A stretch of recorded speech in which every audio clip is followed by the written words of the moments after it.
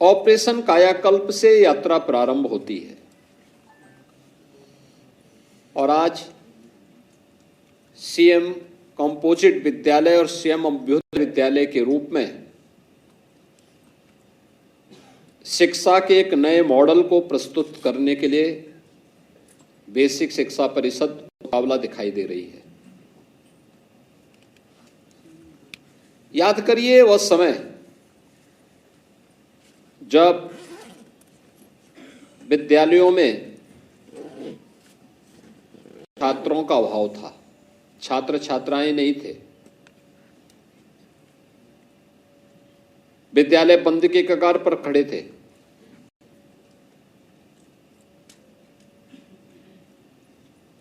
भवन जर्जर पड़े हुए थे, गंदगी हुआ करती थी, अव्यवस्था हुआ करती थी। उन स्थितियों में ये यात्रा प्रारंभ हुई और एक पहल की आवश्यकता थी।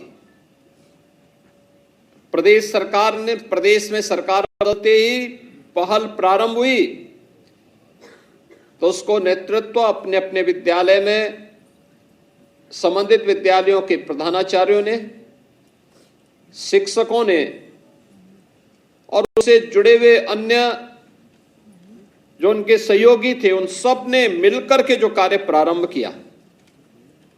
आज आप देख सकते हैं कि प्रदेश में लगभग सभी विद्यालय ऑपरेशन कायाकल्प के साथ जुड़ चुके हैं। जो थोड़े बहुत बचे होंगे 2-3%, मुझे लगता है कि इस वर्ष वे भी ऑपरेशन कायाकल्प से आच्छादित हो जाएंगे। स्कूल में ड्रॉप आउट रेट क्यों ज्यादा होता है, क्यों बढ़ता है? जब वहां पठन पाठन का माहौल न हो, जब वहां पे बुनियादी सुविधाएं न हो, बालक बालिकाओं के लिए टॉयलेट की व्यवस्था नहीं, पेयजल की व्यवस्था नहीं, शिक्षक कभी आ रहे हैं कभी नहीं आ रहे हैं, गंदगी हो, खेल कूद की कोई व्यवस्था न हो, उस शुरुआत में उस प्रकार के अनुकूल वातावरण बनाने के लिए जो एक अभिनव प्रयास होने चाहिए, जब वह नहीं हुए, हम लोग देखते थे कि एक सामान्य व्यक्ति भी अपने बच्चों को बेसिक शिक्षा परिषद के स्कूल में 2017 के पहले नहीं भेजना चाहता था। और अभी मैं देख रहा था, जब यहां पर मैं विभिन्न विद्यालयों ने जो अभिनव प्रयास किए हैं और उसके परिणाम सामने आए हैं, आप अनुमान करेंगे बेसिक शिक्षा परिषद के स्कूलों में अब 800 और 900 और 1000 और 1200 तक बच्चे हों, यह एक नए परिषदीय विद्यालयों की तस्वीर को दुनिया के सामने रखता है। लोग यही बोलते थे 2017 में कि सब क्या हो रहा है, आप लोग दे तो रहे हैं लेकिन उसका रिजल्ट क्या है? हमने कहा रिजल्ट भी आएगा, रिजल्ट भी आएगा। अभी सरकार आई है, उन बच्चों के भविष्य के साथ खिलवाड़ करने की छूट नहीं मिलनी चाहिए। जिन बच्चों ने पढ़ने के एक लालसा से स्कूल तो गए लेकिन फिर असमय उसको वापस आना पड़ा, फिर जाना उसने बंद कर दिया। अब स्थिति बंद होनी चाहिए। और आज मुझे बताते हुए प्रसन्नता है, इन स्कूलों में छात्र छात्राओं की संख्या बढ़ी है।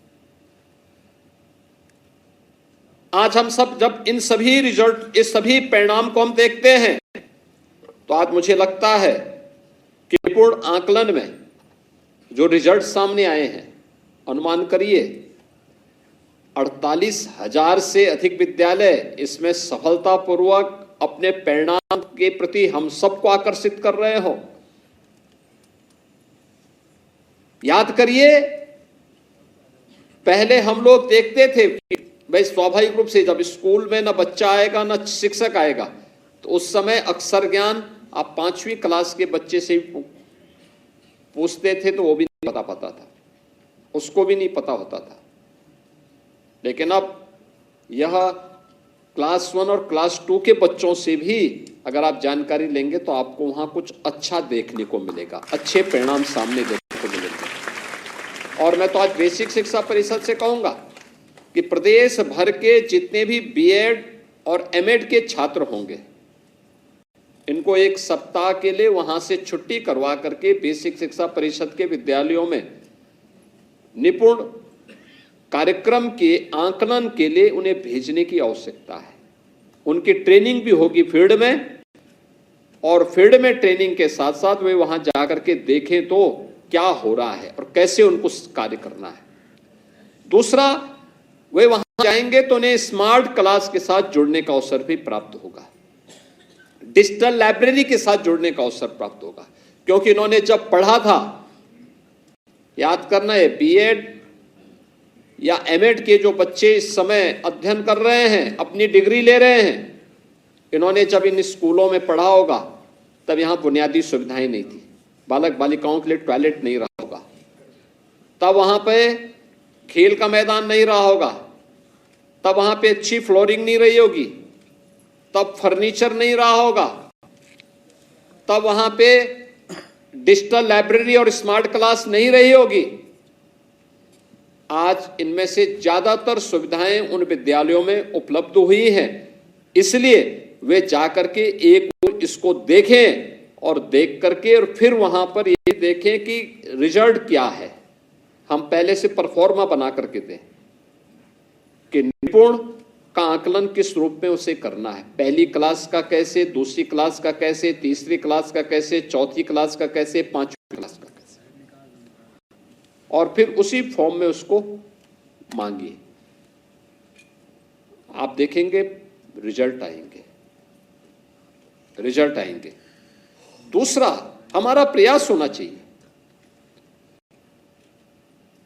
कि हर विद्यालय में शिक्षक जरूर हो, छात्र और शिक्षक का रेशो उसको हम हर हाल में मेंटेन करें। ये बेसिक शिक्षा परिषद जिस दिन इस प्रक्रिया को प्रभावी ढंग से क्रियान्वित करेगा, यहां पे छात्रों की संख्या बढ़ेगी। और मेरा मानना है, मैं बेसिक शिक्षा परिषद से जुड़े हुए सभी शिक्षकों से इस बारे में अपील करूंगा, आप शिक्षक हैं, जितनी मेहनत करते, देखिए आप ही के साथ के शिक्षक हैं जिनको आज यहां पे सम्मानित किया जा रहा है, आप ही के साथ के शिक्षक हैं, इन्होंने अच्छा किया है, सम्मानित हो रहे हैं। और ये सम्मान एक मंच की एक औपचारिकता होगी, लेकिन उनका सबसे बड़ा सम्मान है जो उनके द्वारा जिन बच्चों को आज प्रशिक्षित किया जा रहा है, जिन बच्चों के भविष्य को समझाने और संवारने का काम हो रहा है, यही बच्चे जीवन भर उन्हें स्मरण करेंगे और अपने उस समय जब वह किसी पद और किसी पोजीशन पर जाएंगे तो उन शिक्षकों का स्मरण उनके मन में सदैव होगा। हमें अपने आप को इस रूप में बनाना है कि आप देश के भविष्य को गढ़ने का काम कर रहे हैं, उसको आगे बढ़ाने का काम कर रहे हैं, और ये महती जिम्मेदारी जो आपके ऊपर है, ईश्वर प्रदत्त जो ये आपके पास एक हथियार है, इसका इस्तेमाल राष्ट्र निर्माण के इस प्रवर्तमान कार्यक्रम के साथ जोड़िए, उसको ऐसे ही मत जाने दीजिए। याद रखना, समय और काल किसी का इंतजार नहीं करता है। जो भी व्यक्ति उसको अनावश्यक जाया करता है और स्वयं काल के प्रवाह का शिकार हो जाता है।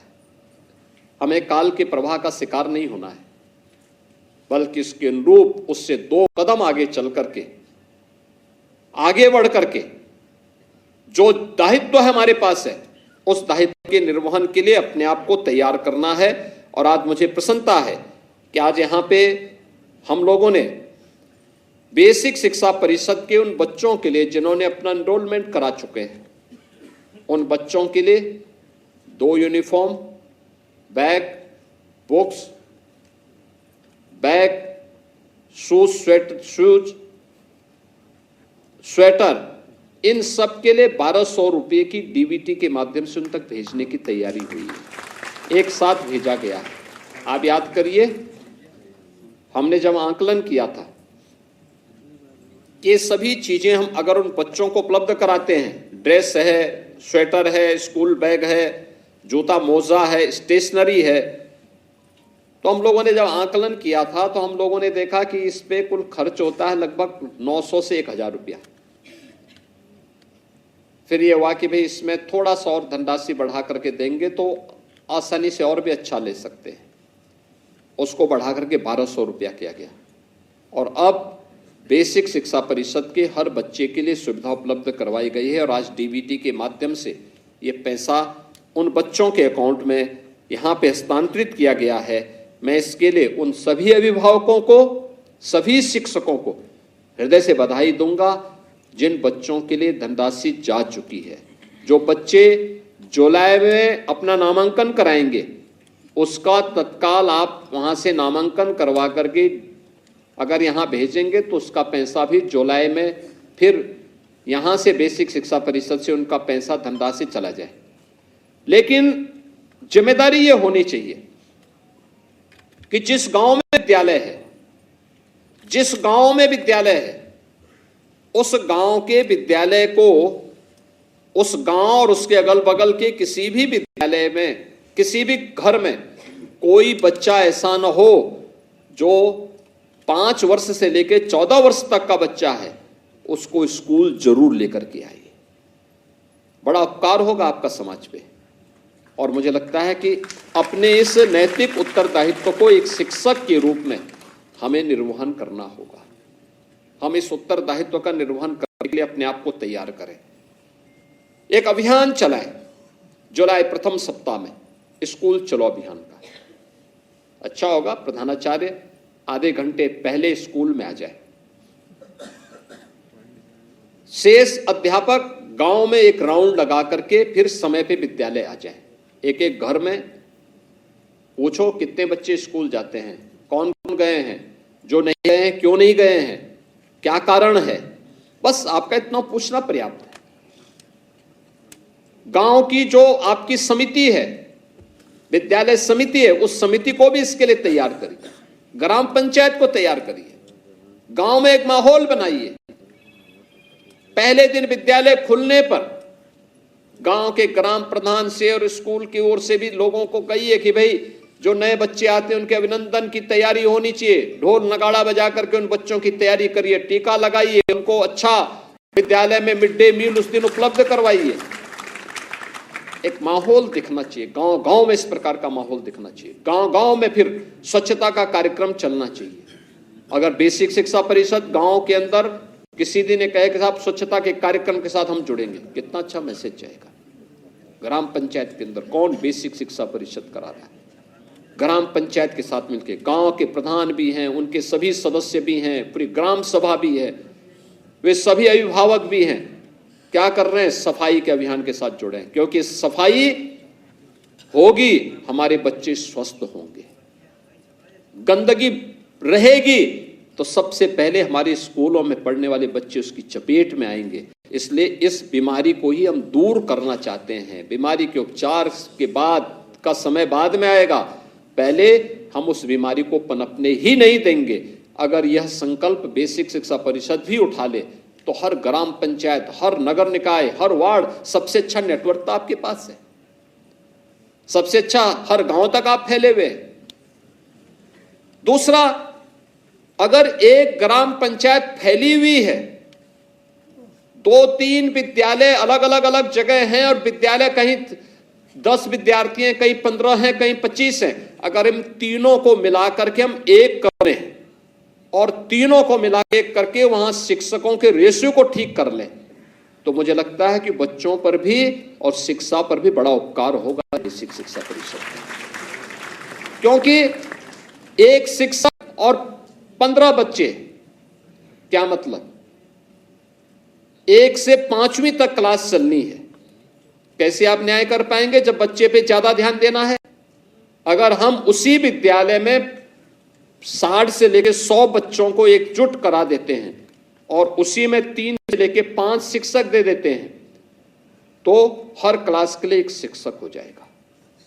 अगर कभी किसी शिक्षक के घर में कोई कार्य पड़ा, एक नहीं भी आया, तो भी 4 शिक्षक उस विद्यालय को आसानी से चला सकते हैं। और मुझे लगता है इसके लिए भी हमें अपने आप को तैयार करना होगा। याद रखना, कोई भी रिफॉर्म होगा, उस रिफॉर्म का पहले चरण में विरोध होगा, लेकिन जब उसके परिणाम आएंगे, विरोध करने वाले अपना मुंह कहीं दिखाने वाला लायक नहीं बचते हैं। और हमें हमेशा रिफॉर्म के लिए तैयार रहना होगा। याद करना, जब भी रिफॉर्म होता है, इस रिफॉर्म का विरोध होता है। कोई भी रिफॉर्म, कोई भी सुधार होता है, बाल विवाह का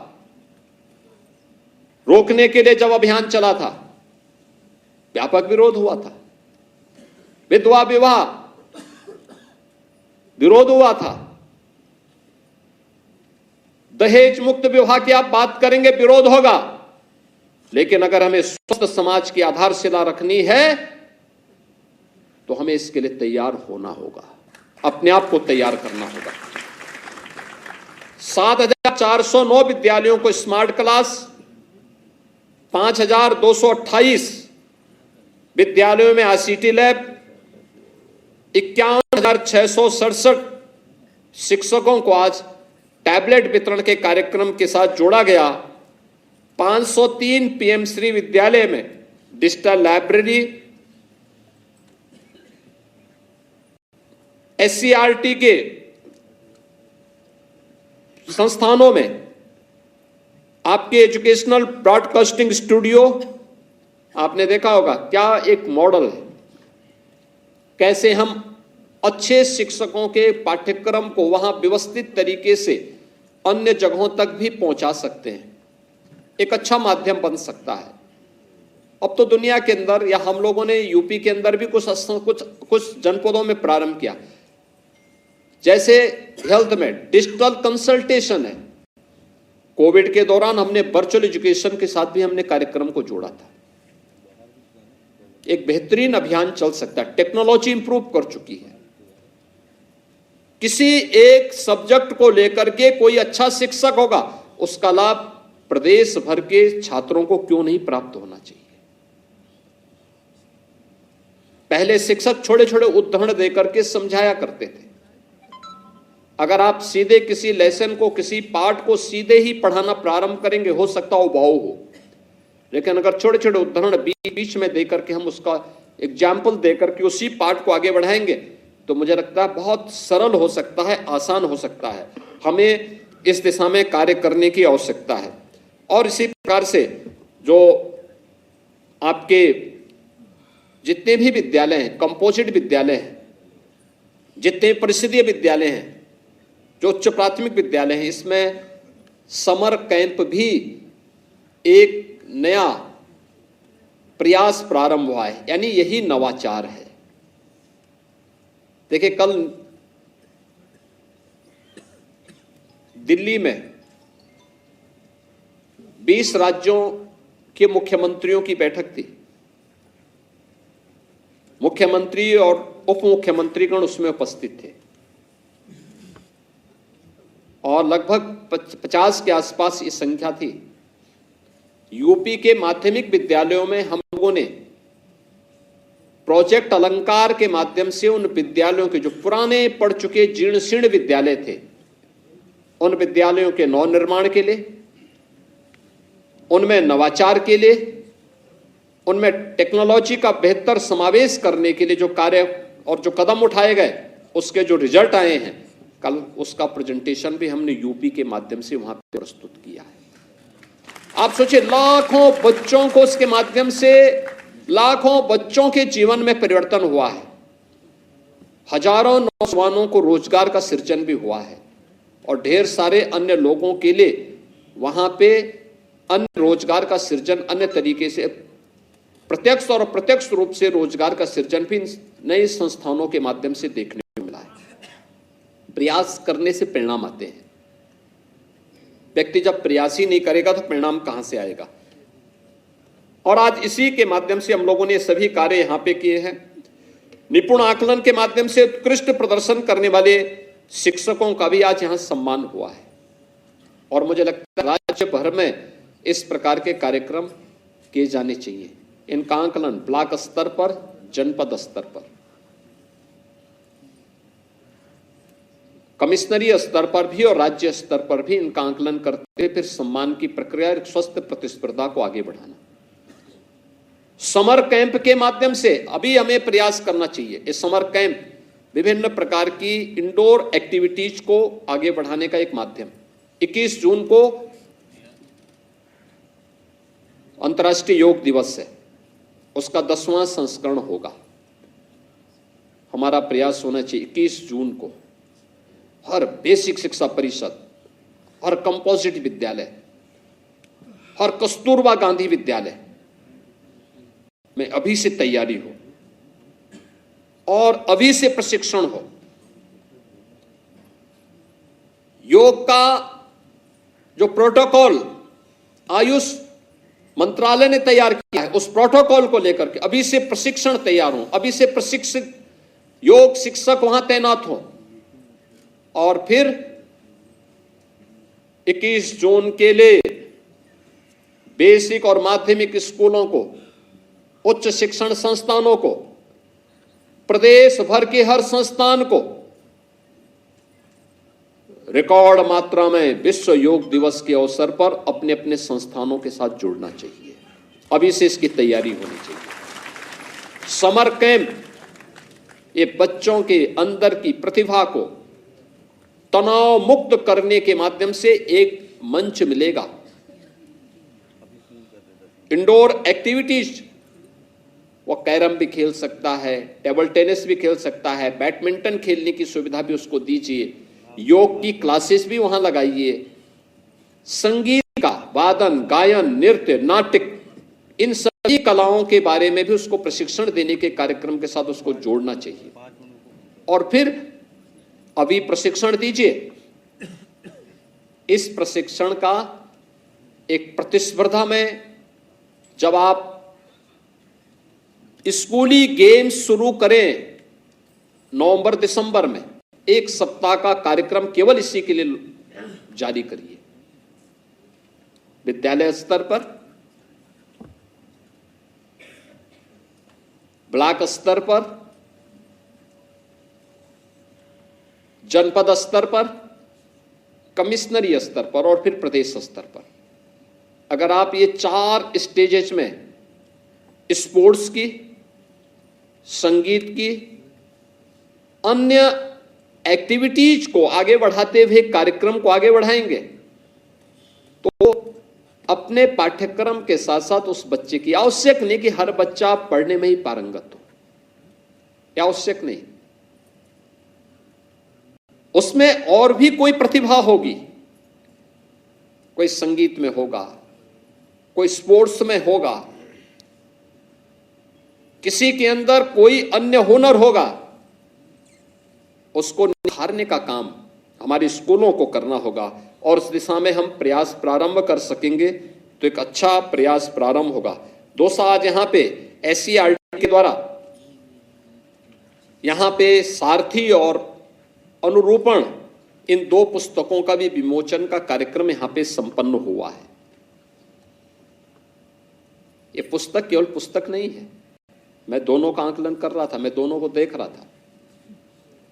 हर विद्यालय में ये पुस्तक पहुंच जाए। पुस्तक जब हर विद्यालय में जाएगी तो हर विद्यालय में सुनिश्चित होना चाहिए कि वहां के प्रधानाचार्य के साथ साथ सभी शिक्षक उसका अवलोकन भी करें। इसमें जो कुछ भी आया है, मटेरियल जितना भी आया है, ये कहीं बाहर से नहीं आया है, US और UK से नहीं आया है। ये सब आप ही के बीच के शिक्षकों का द्वारा दिया गया जो मटेरियल है, वही उन पुस्तकों के माध्यम से आज संकलित करके आपके पास भेजा जा रहा है। क्योंकि आप ही के बीच में कुछ अच्छे लोग हैं जो अच्छा काम करते हुए भेज रहे हैं, SCERT उसी का संकलन करके आपके पास भेज रहा है। आपको भी देखने की, सीखने की कोई एक उम्र नहीं होती, हम भी उसमें कुछ सीख सकते हैं। यहाँ पे 139 उच्चीकृत कस्तूरबा गांधी विद्यालयों के जो नवनिर्मित भवन है या अतिरिक्त डॉर्मेट्री है, इसका लोकार्पण का भी कार्य हुआ है। आप सोचिए, वंचित तबके के वे बच्चे, वे बालिकाएं हैं जिसमें सबसे ज्यादा स्कूल छोड़ने की प्रवृत्ति थी, ड्रॉप आउट रेट सर्वाधिक था। कस्तूरबा गांधी ने एक संबल दिया, लेकिन वो केवल 8वीं तक था। हमने पिछले 8 वर्ष में तय किया कि नहीं, इसको 12वीं तक किया जाना चाहिए। आज उनके नवनिर्मित भवन लगभग सभी 746 कस्तूरबा गांधी विद्यालयों के अंदर तैयार हो चुके हैं। क्वालिटी कंट्रोल करना, वहां पे अच्छी सुविधाएं देना, वहां पे लॉजिंग फूडिंग की व्यवस्था अच्छी करना, वहां पे भी कुछ अच्छी एक्टिविटीज हो, क्योंकि ये देश के भविष्य के साथ जुड़ने का कार्यक्रम है और इसको भी हमें आगे बढ़ाने की आवश्यकता है। और 43 मुख्यमंत्री मॉडल कंपोजिट विद्यालय और 66 मुख्यमंत्री अभ्युदय कंपोजिट विद्यालय का शिलान्यास का कार्यक्रम भी संपन्न हुआ है। मैं वजीर जी को धन्यवाद दूंगा जिन्होंने 5 विद्यालयों के लिए हमें लगभग 150 करोड़ रुपए अभी तक उपलब्ध करवाए हैं और 5 अन्य के लिए वो देने जा रहे हैं। याद रखना, यूपी शिक्षा का एक नया मॉडल देने जा रहा है, स्कूली शिक्षा का, प्री प्राइमरी से लेकर के और सीनियर सेकेंडरी लेवल तक, प्री प्राइमरी से लेकर के, यानी आंगनबाड़ी को भी हम उसके साथ जोड़ेंगे। 1500 से 200 बच्चों के 2000 बच्चों 1500 से लेकर 2000 बच्चों के लिए एक ही कैंपस में डे स्कूल के रूप में से डेवलप करेंगे। अच्छी साइंस की लैब, बायोलॉजी की है, फिजिक्स की है, केमिस्ट्री की है, कंप्यूटर की है, या फिर आज के जो मॉडर्न एज से जुड़ी हुई टेक्निकल लैब्स होंगे, ये सभी उसमें देने के कार्यक्रम भी उसके साथ जुड़ेंगे। अच्छा उनके पास स्टेडियम होगा, इंडोर गेम का होगा, मल्टीपर्पज हॉल होंगे और एक अच्छा शानदार कैंपस लगभग 10 से 15 एकड़ क्षेत्रफल में उसको डेवलप करने की कार्रवाई को आगे बढ़ाया जा रहा है। और अभी पहले चरण में हमने हर एक जनपद में 2-2 विद्यालय दे दिए हैं, लेकिन हमारा प्रयास है कि अगले सत्र तक हम इसको हर विधानसभा स्तर पर एक-एक विद्यालय दें।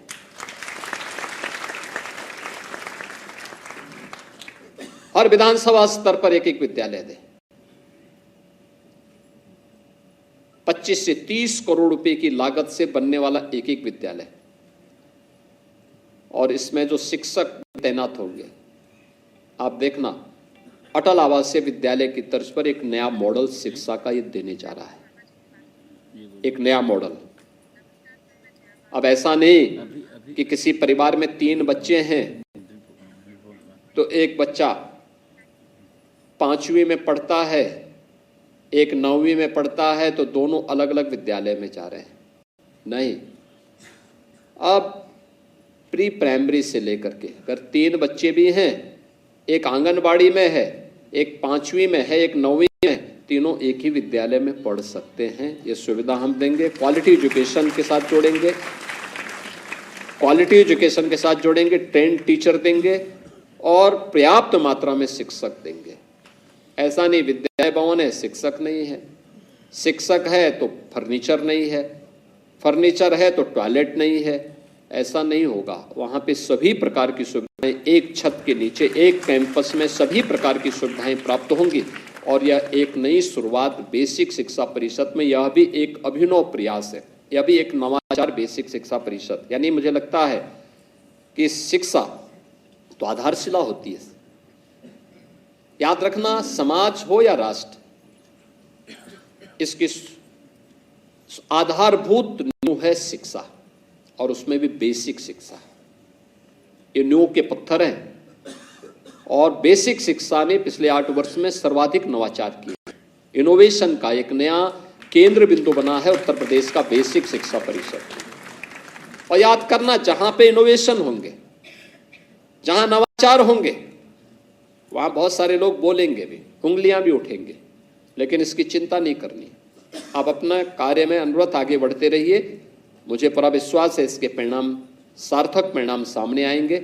आज इन सभी कार्यों के लिए जो मुख्यमंत्री कंपोजिट विद्यालय, अभ्युदय कंपोजिट विद्यालय, कस्तूरबा गांधी विद्यालय और अन्य सभी प्रकार के कार्यक्रमों के साथ जुड़ते हुए आज जो प्रदेश भर के उन 1.5 करोड़ से ऊपर अधिक बच्चों के लिए जो 1200 रुपये प्रति छात्र के हिसाब से धनराशि जा रही है, इस धनराशि के साथ साथ यहां पे हम लोगों ने ऑपरेशन निपुण में, स्मार्ट क्लास में और अन्य कार्यक्रमों को सफलतापूर्वक अपने विद्यालयों में लागू करने वाले शिक्षकों का भी सम्मान किया है। प्रदेश भर में हमारे मंत्रीगण, अन्य हमारे वरिष्ठ जनप्रतिनिधिगण इस कार्यक्रम को अपने अपने ब्लॉक में, अपने अपने जनपद में, इसको आज तहसीलों में, ये सभी प्रकार के कार्यक्रम चल रहे हैं, इसको संचालित कर रहे हैं। मैं इस अवसर पर पूरे प्रदेश वासियों को, सभी छात्र छात्राओं को इसके लिए बधाई देता हूं, सभी शिक्षकों का अभिनंदन करता हूं और अपील करता हूं कि जरूर इस बात को देखेंगे, पैसा जिनके पास पहुंच जाए उनकी uniform, bag, books, shoes, socks अनिवार्य रूप से आप उनके अभिभावकों के साथ बैठक करके उसको बनवाने की तैयारी जरूर करवाएंगे, इसको जरूर करवाएंगे। ये पैसा बच्चों के लिए है और इस पैसे से उन बच्चों के लिए यूनिफॉर्म जरूर बन जाए, उनके जूते मोजे जरूर आ जाएं, उनके बैग जरूर आ जाएं। या आप अभिभावक के साथ बैठक करके या सामूहिक रूप से विद्यालय स्तर पर प्रधानाचार्य और घर घर जाते समय शिक्षक भी प्यार के साथ उन अभिभावकों के साथ व्यवहार करते हुए समझाने की आवश्यकता है कि देखो बच्चे के लिए पैसा आया है, आप उसको बच्चे की उस पर खर्च करिए जो पैसा, और फिर सर्दियों में स्वेटर भी आ जाए, ये सुनिश्चित करवाएंगे। तो ये सभी कार्यों के साथ अगर आप जुड़ जाएंगे तो आपका बड़ा उपकार होगा शिक्षा पर भी, और आप अपने उन नैतिक उत्तरदायित्वों का निर्वहन ईमानदारी पूर्वक कर पाएंगे जिसके लिए एक शिक्षक से समाज अपेक्षा करता है। आज के इस अवसर पर एक बार फिर से मैं आप सबको हृदय से बधाई देता हूं, बेसिक शिक्षा परिषद को धन्यवाद देता हूं और विश्वास करता हूं कि नवाचार और शिक्षा की गुणवत्ता को बनाए रखते हुए बेसिक शिक्षा परिषद निरंतर प्रयास करेगा। आप सबके प्रति मेरी मंगलमय शुभकामनाएं। धन्यवाद। जय हिंद।